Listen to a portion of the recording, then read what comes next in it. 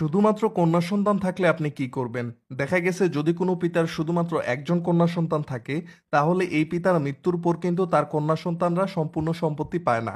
আমরা জানি যদি কন্যা সন্তান একজন থাকে তাহলে সম্পূর্ণ সম্পত্তির অর্ধেক পায়, আর যদি একের অধিক হয় তাহলে সম্পূর্ণ সম্পত্তির 3 ভাগের 2 ভাগ পায়। আর বাকি সম্পত্তি পায় পিতার ভাই ভাতিজারা।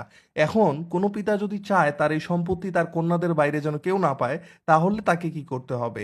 এই প্রশ্নটা অনেকেই আমার কাছে করে থাকেন। তো তাদের জন্যই আজকের এই পর্বটি। বিষয়টি খুবই গুরুত্বপূর্ণ, যা অনেকেই জানে না, তাই ভিডিওটি শেয়ার করে রেখে দিন আপনার টাইমলাইনে।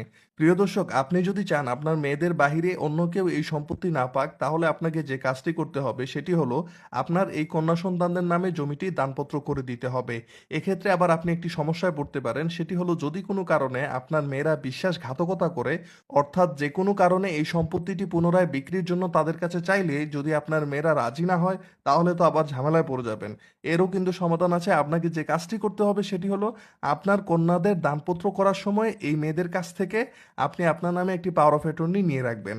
তাহলে আপনি যেকোনো সময় যেকোনো প্রয়োজনে আপনার সম্পত্তি আপনি বিক্রি করতে পারবেন।